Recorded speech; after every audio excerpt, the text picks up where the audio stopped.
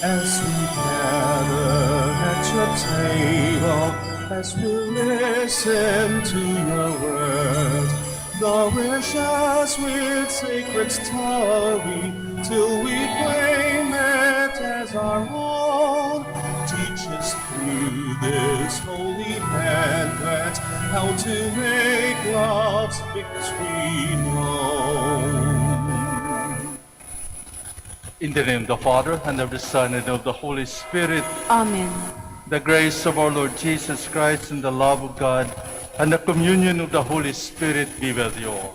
And with your spirit. Good afternoon, and welcome to the minor Basilica and Shrine of Our Lady of the Rosary of Manaoag.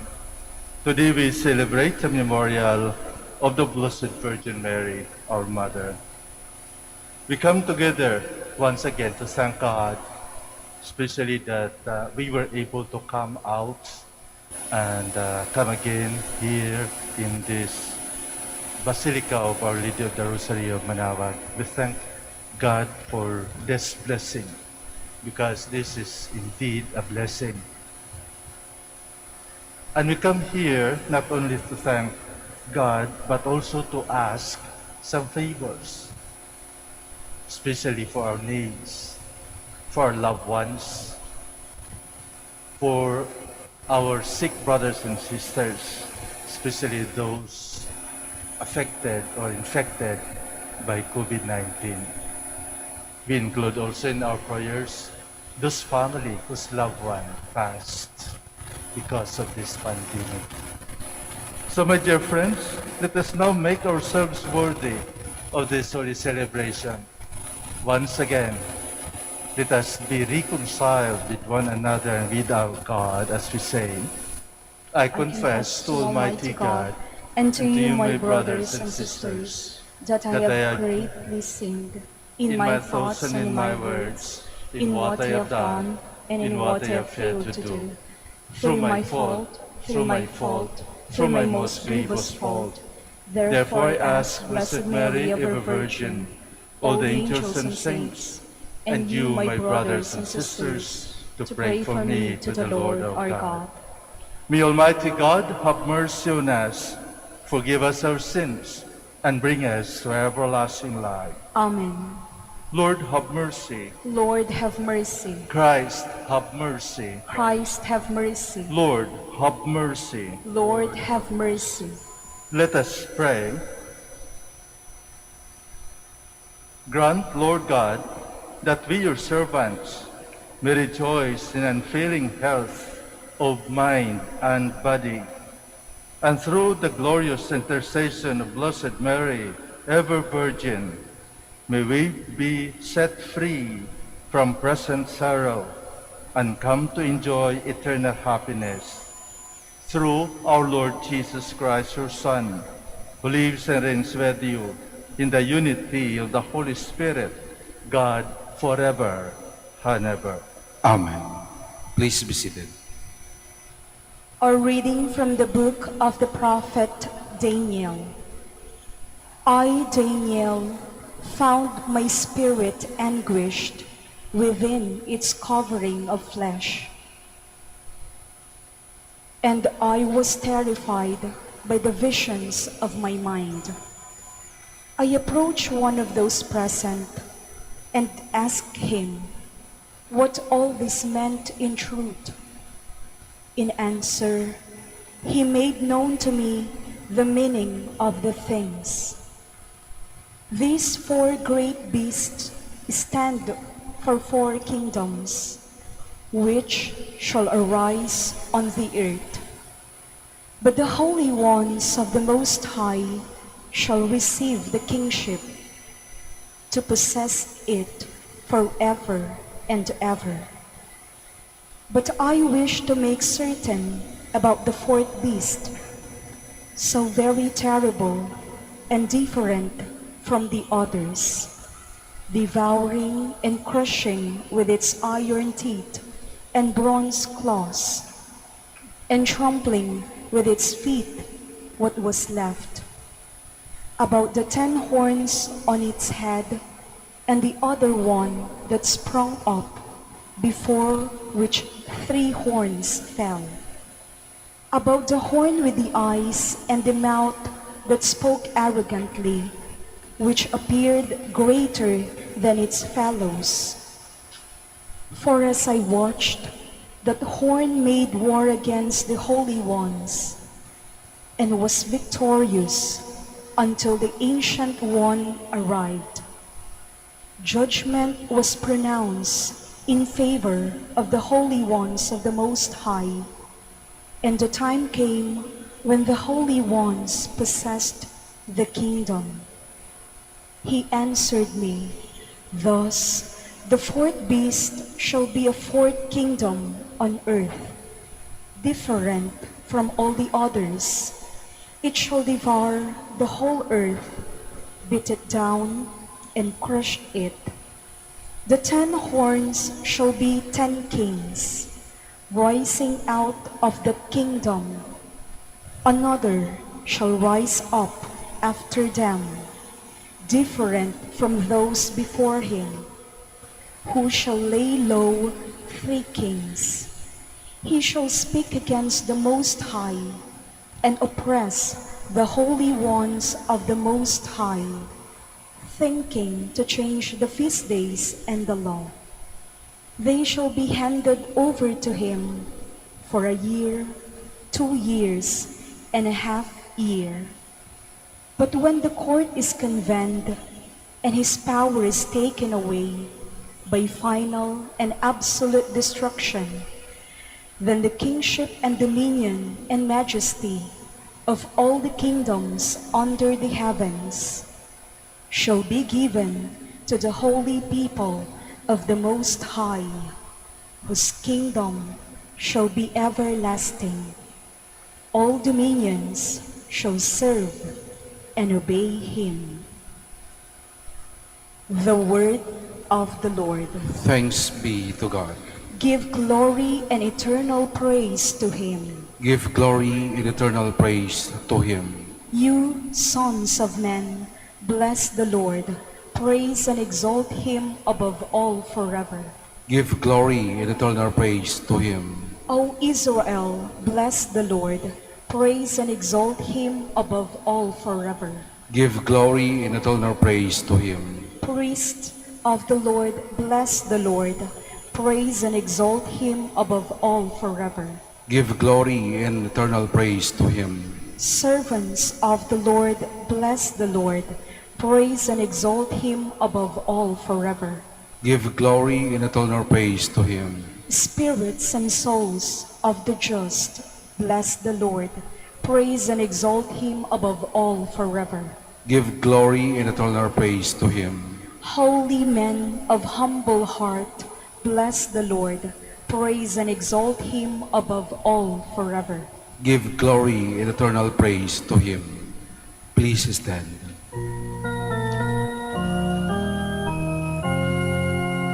Alleluia, alleluia, alleluia. Be vigilant at all times and pray, that you may have the strength to stand before the Son of Man. Alleluia, alleluia, alleluia.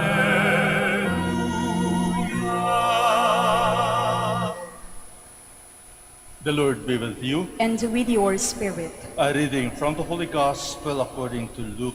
Glory to you, O Lord. Jesus said to his disciples, "Beware that your hearts do not become drowsy from carousing and drunkenness and the anxieties of daily life, and that day catch you by surprise like a trap. For that day will assault everyone who lives on the face of the earth.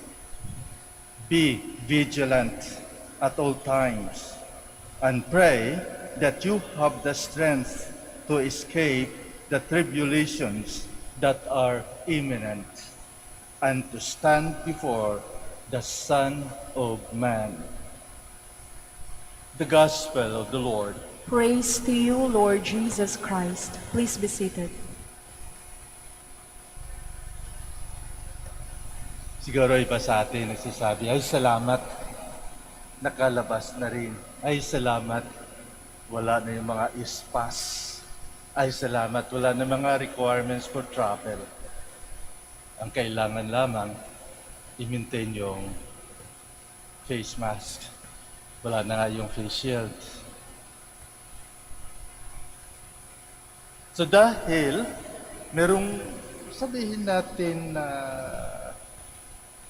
distance or some freedom, it does not mean that COVID-19 wala na talaga. When we talk of COVID-19. Dahil alam po natin na mayroon pang darating na bago. Kasi bawat katapusan ay may darating na pagbabago. Ito yung nilalaman ng ating Ebanghelyo sa araw na ito. The end is coming. And this would be imminent. Talagang hindi maiiwasan. Talagang darating siya. Kailan? Ang problema, kailan? Kaya napakaganda ng warning ng ating Panginoon. Beware that your hearts do not become drowsy from carousing and drunkenness and anxieties of daily life. Diba? Kapag marinig natin ito, ibig sabihin, merong pag-asa. Kung may paghihirap man tayo na eksperyensya sa buhay natin, at sabihin natin, may katapusan. May katapusan itong lahat. Ngunit, huwag tayong kumpante. Huwag tayong magsabi, okay, time is up. Let us eat and drink. Let us celebrate. Kalimutan na natin yung mga bawal. At dahil pinagkaila sa atin noon, ito, bukas na lahat. Let's celebrate. Let us eat and drink. I remember that same situation, that same thinking of that rich man who stubbled down all his granaries because of a big harvest. And he said, let us eat and drink. But the master said, eat and drink, and tomorrow you'll die.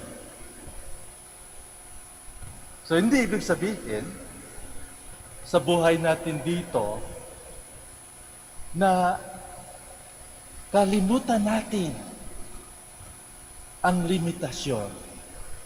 Lahat-lahat naman may limitasyon. Kaya nga, merong end.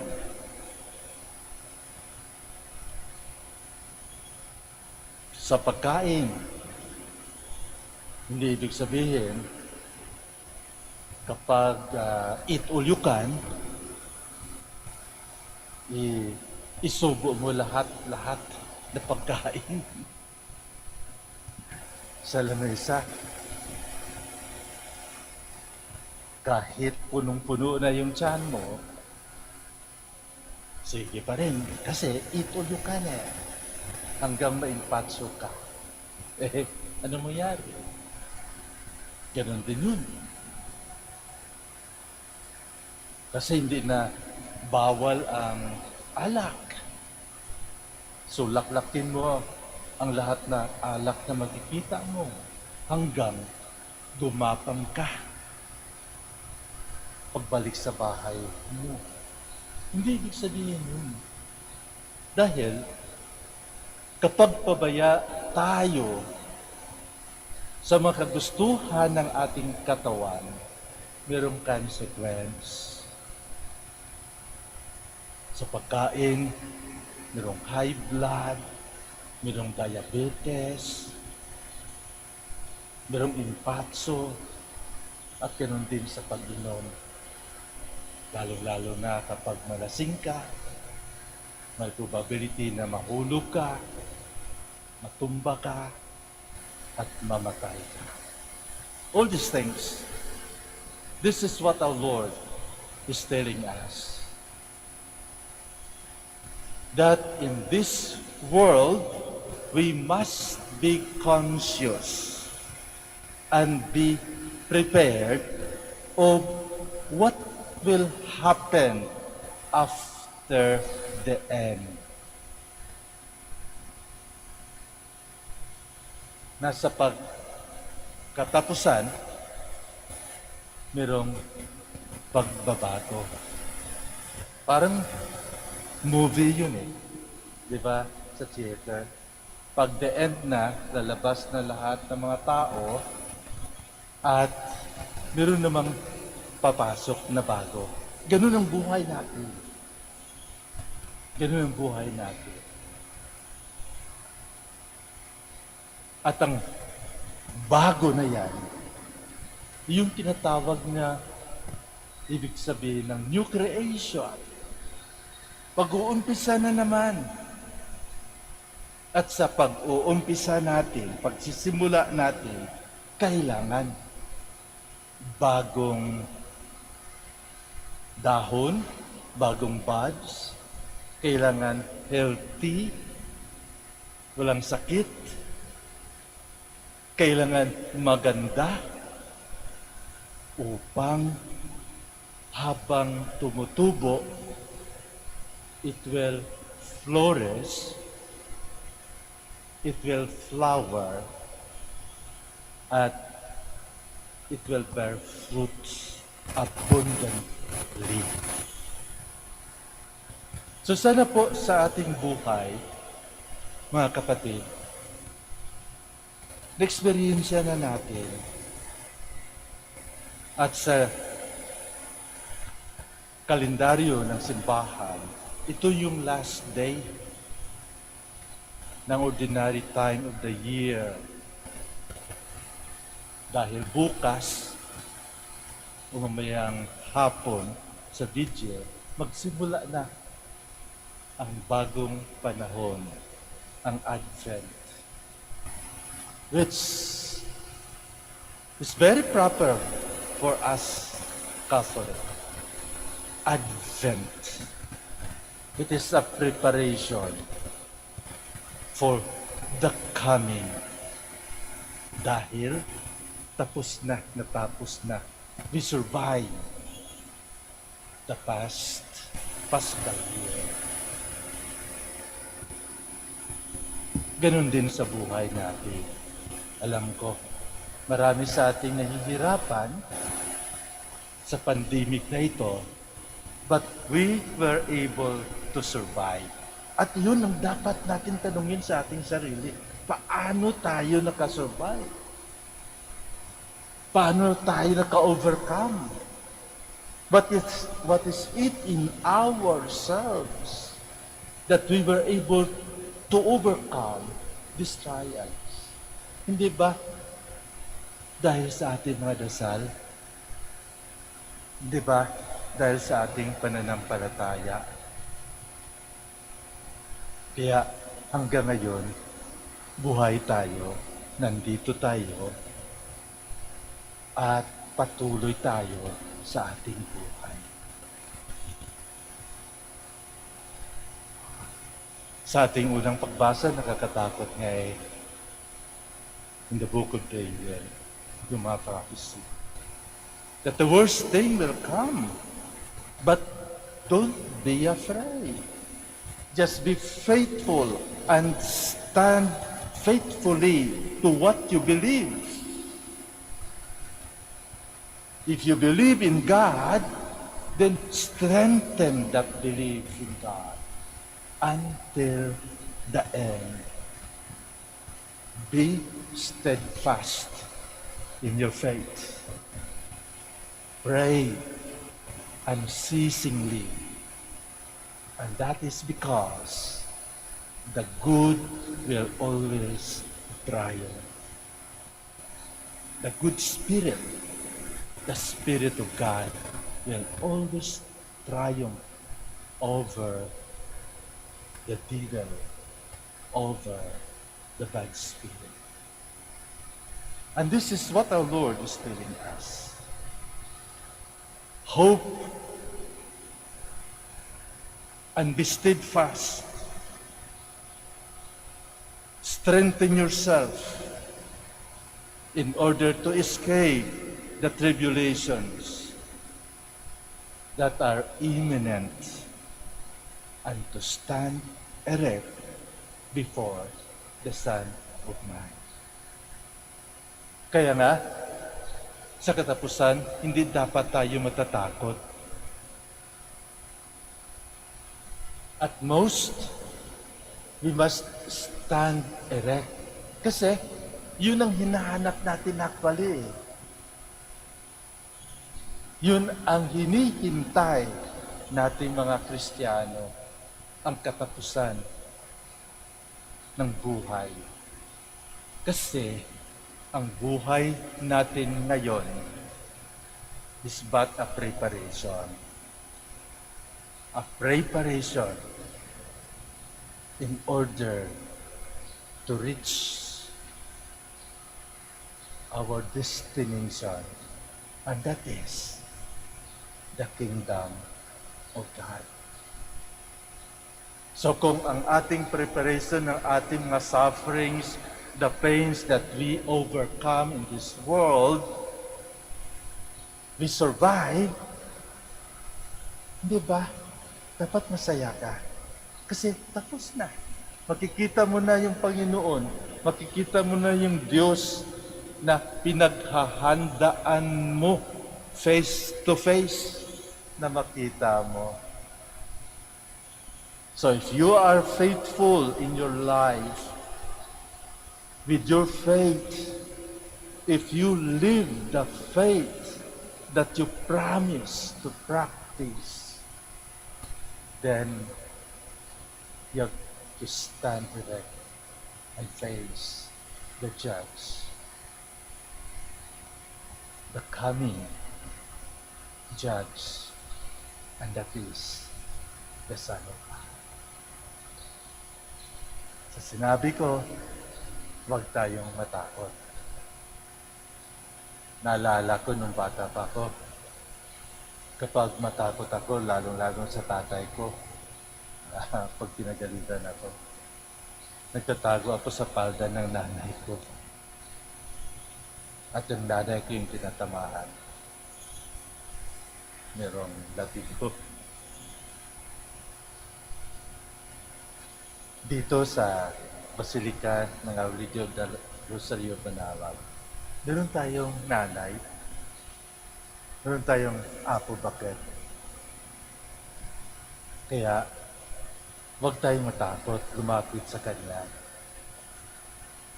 Dahil nanay siya. Alam niya ang kailangan natin. Kapag may problema, kapag mawala na tayo ng alak ng pag-asa, alak ng pagmamahal, alak ng faithfulness, alak ng kapayapaan, let us approach her and tell her honestly, Apo, bakit itong problema ko? Nagkukulang na ako sa paniniwala ko sa anak mo. Apo, bakit nandito ako? Malapit ng katapusan ng mundo, pero hindi pa kami nagbabatian ng kapatid ko. Hindi pa ako nakabalik sa bahay. Hindi pa ako nakapaghingi ng patawad sa nanay ko, sa tatay ko. Nag-aaway pa rin kami ng asawa ko. Pinapabayaan ko yung mga anak ko.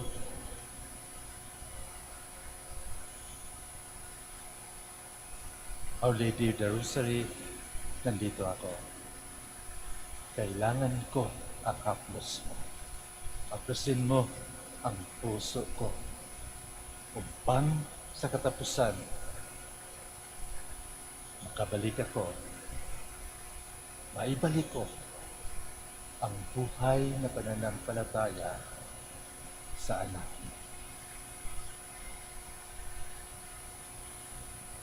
And Our Lady will just tell you, do whatever. Gawin po natin ang kalooban ng Diyos.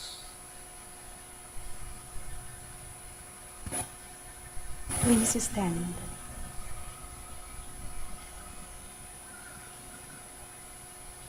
We pray to God our Father to help us prepare for the coming of the Lord into our world and into our lives. For every intention we say, Lord, preserve us in your love. Lord, preserve us in your love, that the Church may not fall short in reminding the faithful concerning the need for vigilance, prayer, and good works.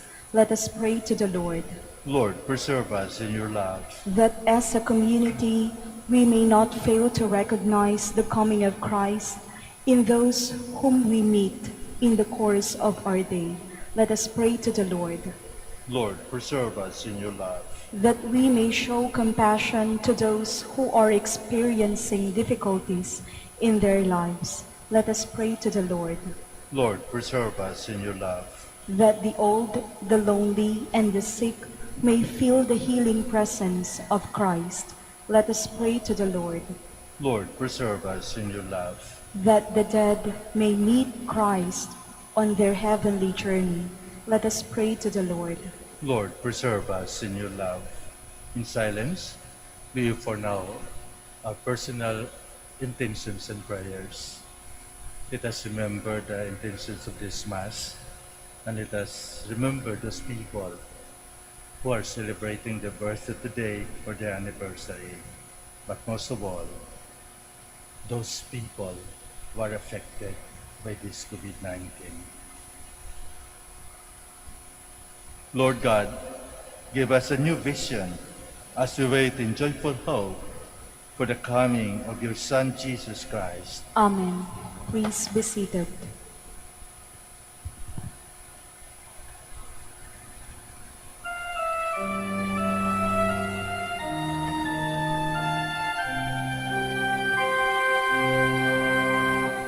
Lord, we gather today in your house.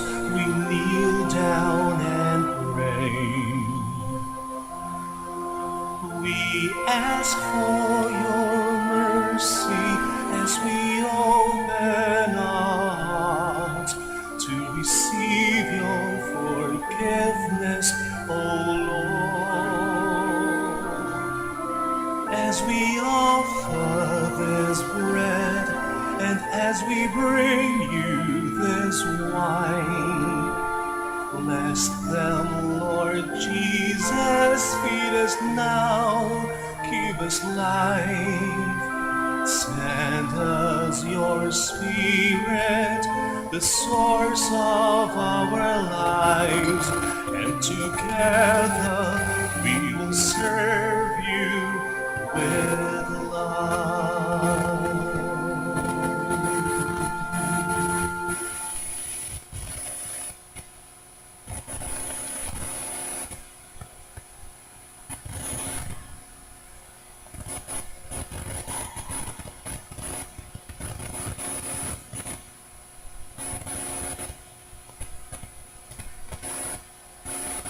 Please stand. Pray, my dear friends, that my sacrifice and yours may be acceptable to God, the Almighty Father. May the Lord accept the sacrifice at your hands for the praise and glory of his name, for our good and the good of all his holy church.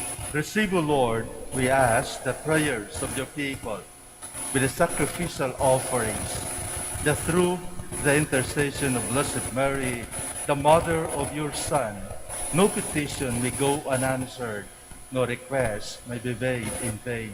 Through Christ our Lord. Amen. The Lord be with you. And with your spirit, Lift up your hearts. we'll lift him up to the Lord. Let us give thanks to the Lord our God. It is right and just. It is truly right and just, our duty and our salvation, to praise your mighty deeds in the exaltation of all the saints, and especially as we celebrate the memory of the Blessed Virgin Mary, to proclaim your kindness as we echo her thankful hymn of praise.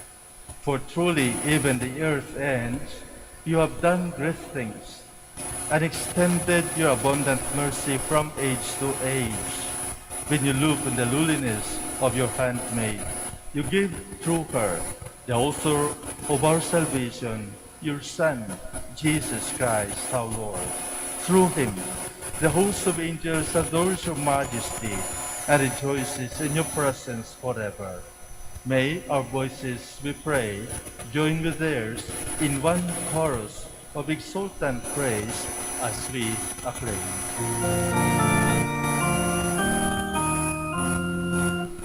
Holy, holy, holy, Lord God of hosts. Heaven and earth are full of your glory. Hosanna in the highest. Blessed is he who comes in the name of the Lord. Hosanna, Hosanna in the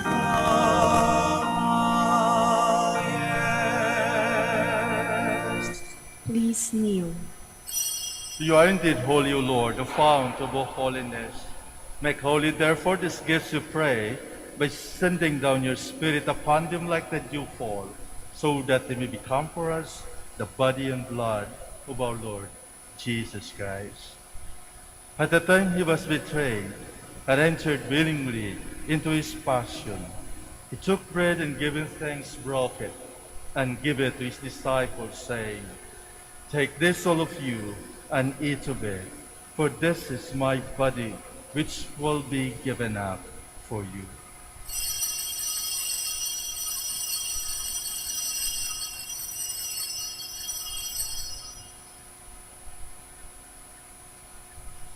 In a similar way, when supper was ended, he took the chalice, and once more giving thanks, he gave it to his disciples, saying, "Take this, all of you, and drink from it. For this is the chalice of my blood, the blood of the new and eternal covenant, which will be poured out for you and for many for the forgiveness of sins. Do this in memory of me."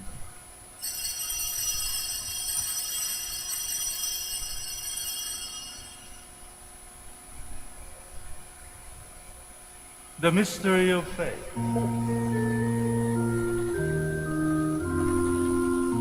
We proclaim your death, O Lord, and profess your resurrection until you come again.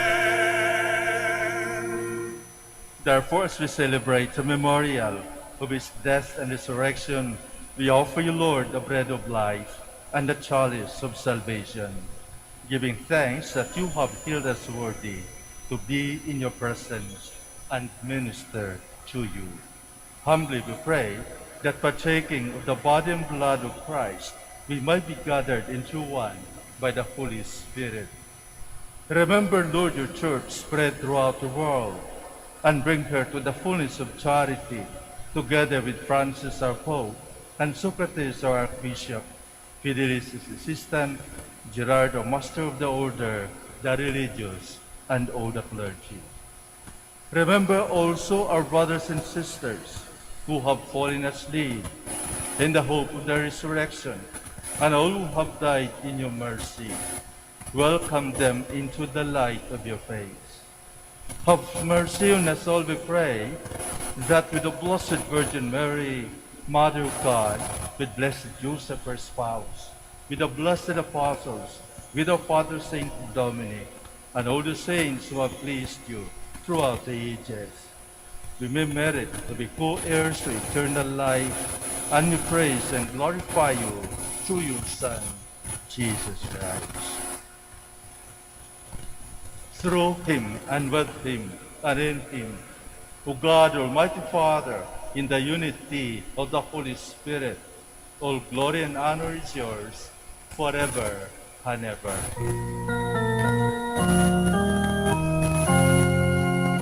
Amen, amen, amen, amen. Please stand. At the Savior's command and formed by divine teaching, we dare to say,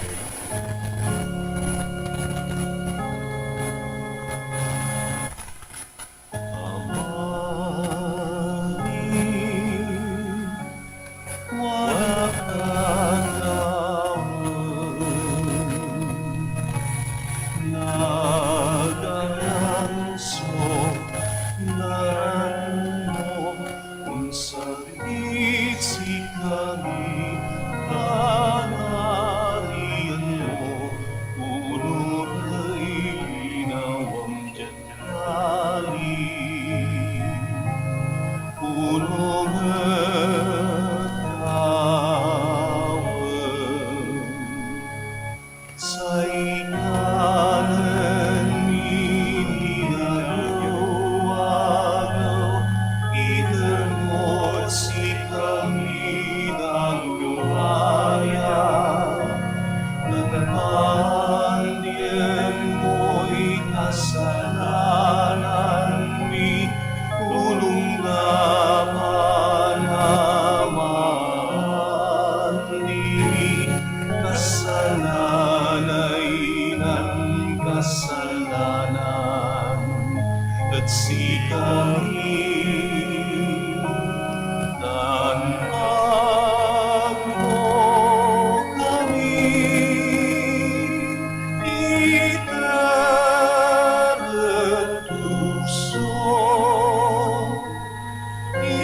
ilaban mo kami.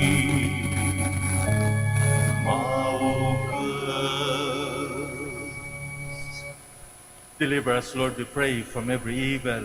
Graciously grant peace in our days, that by the help of your mercy we might be always free from sin and safe from all distress, as we await the blessed hope and the coming of our Savior, Jesus Christ. For the kingdom, the power, and the glory are yours, now and forever. Lord Jesus Christ, who said to your apostles, "Peace I left you, my peace I give you." Look not on our sins, but on the faith of the Church, and graciously grant our peace and unity in accordance with your will, to live and reign forever and ever. Amen. The peace of the Lord be with you always. And with your spirit. Let us offer each other the sign of peace.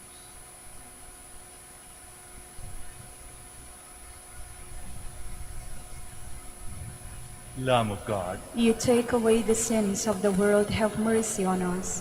Lamb of God, you take away the sins of the world, have mercy on us. Lamb of God, you take away the sins of the world, grant us peace. Please kneel.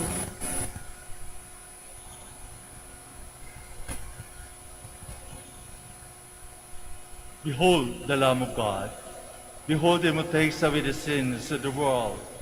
Blessed are those called to the supper of the Lamb. Lord, I am not worthy that you should enter under my roof, but only say the word, and my soul shall be healed.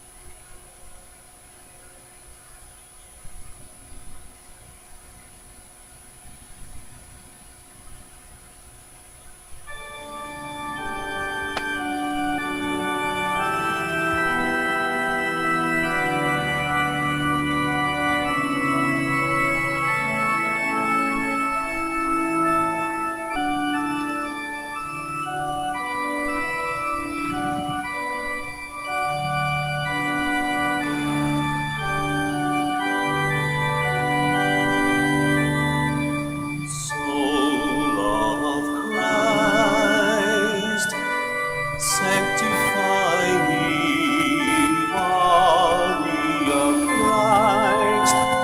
Save me, water from the sight of Christ. Wash me, passion of Christ. Give me strength.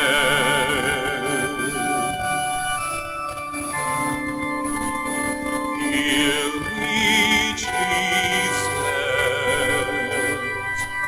Hide me in thy wounds, that I may never leave thy sight. From all the evil that surrounds me, defend me. And when the call of death arise, bid me come to thee, that I may praise thee with thy saints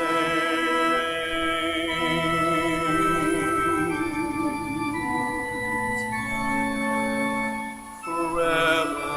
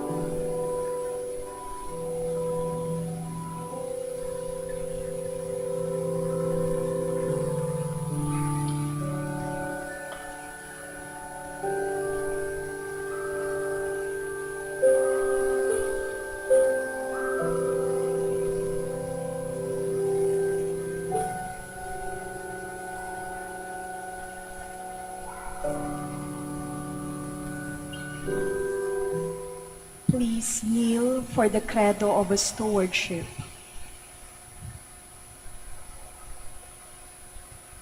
I believe in the God of love, The honor of everything, who possesses everyone. I believe in the God of mercies, who has chosen me to be a steward of Mother Nature and Mother Church, in spite of who I am and what I have done, and in spite of the infidelities He knows I will still commit. I believe in the power of giving and in the power of loving like Jesus, because love is the only way to holiness. Giving is the best proof of loving, and perfect renunciation leads to unlimited fruitfulness.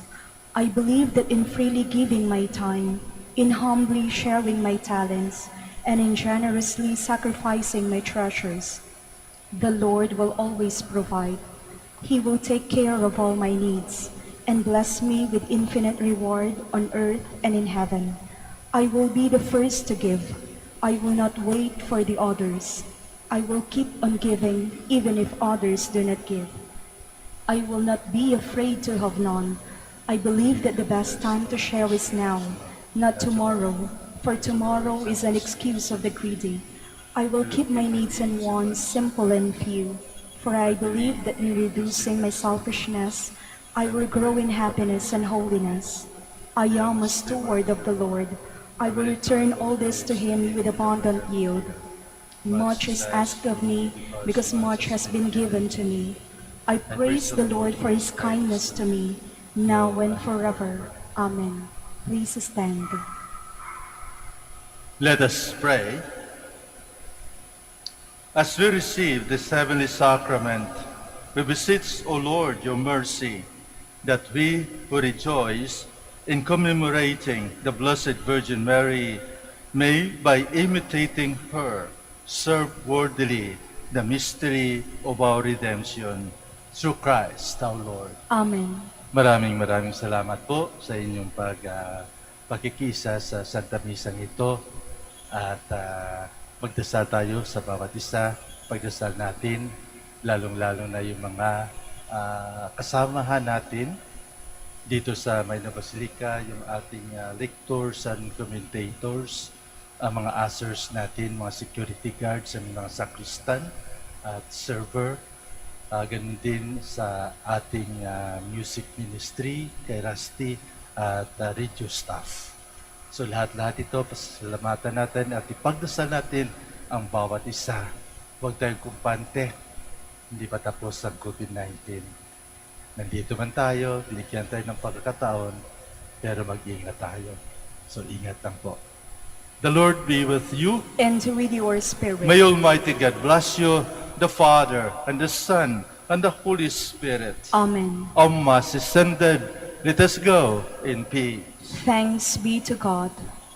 We'll now have the blessing of our sick brothers and sisters. Please remember the names of your loved ones silently and offer this blessing. We will also bless your religious articles. Our help is in the name of the Lord, Who made heaven and earth. Let us pray. God, our Almighty Father, by your blessing you give us strength and support in our frailty. Show your kindness toward our sick brothers and sisters. Free them from all illness and restore them to good health through the intercession of Our Lady of the Rosary of Manaoag, so that in the sure knowledge of your goodness they will gratefully bless your holy name. In the name of the Father, and of the Son, and of the Holy Spirit. Amen. For your religious articles, in memory of the mysteries of the life, death, and resurrection of our Lord Jesus Christ, to the honor and glory of the Blessed Virgin Mary, Mother of Christ, Mother of the Church, Our Lady of the Rosary of Manaoag, may all these rosaries, images, candles, oil, and other religious articles be blessed and made holy, in the name of the Father, and of the Son, and of the Holy Spirit. Amen.